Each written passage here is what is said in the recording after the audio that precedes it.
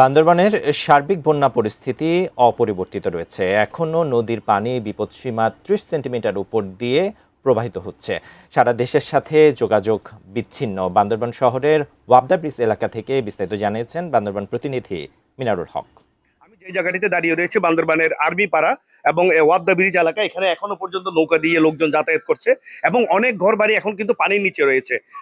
যেটি আমরা যে গত ২৪ ঘন্টায় বৃষ্টিপাত যে কমেছে, তবে সাঙ্গু, মাতামুহুরী এবং বাকখালী নদীর পানি এখনো বিপদসীমার উপর দিয়ে প্রবাহিত হচ্ছে এবং সেই সাথে যে বান্দরবানের সাথে কিন্তু এখনো সারা দেশেরই সড়ক যোগাযোগ বন্ধ রয়েছে এবং বান্দরবান রাঙ্গামাটি সড়কের একটি ব্রিজ ধসে যাওয়ায় বান্দরবানের সাথে রাঙ্গামাটিরও সড়ক যোগাযোগ বন্ধ রয়েছে এবং সেই সাথে যে দুটি উপজেলা রয়েছে রোয়াংছড়ি, আলীকদম, লামা, এখনো সেখানে সড়ক যোগাযোগ স্বাভাবিক হয়নি।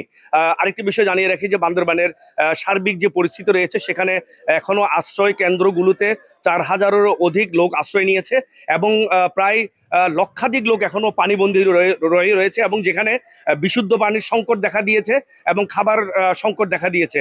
লোকজন এখনো বিভিন্ন জায়গায় আশ্রয় নিয়েছে এবং সেসব জায়গায় কিন্তু জেলা প্রশাসন, সেনাবাহিনী, বিজিবি এবং স্বেচ্ছাসেবক দলের পক্ষ থেকে খাবার, শুকনো খাবার এবং খিচুড়ি সরবরাহ করা হচ্ছে। তবে সার্বিকভাবে এখনো বান্দরবানের পরিস্থিতি খুবই সংকটাপন্ন অবস্থায় রয়েছে এবং আজ বিকেলে ত্রাণ ও দুর্যোগ মন্ত্রণালয়ের প্রতিমন্ত্রী, উনি বান্দরবান সফরের কথা রয়েছে। উনি বান্দরবানের যে দুর্যোগপূর্ণ এলাকাগুলো রয়েছে তিনি সেখানে সফর করবেন এবং বিভিন্ন এলাকার লোকজনদের সাথে তিনি কথা বলবেন বলে আমরা যেটি জেনেছি। একটু আগে আমি জেলা প্রশাসক সানিউল ফেরদৌসের সাথে কথা বলেছি।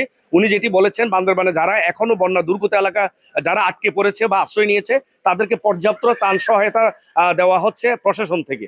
এটি ছিল বান্দরবানের সার্বিক পরিস্থিতি।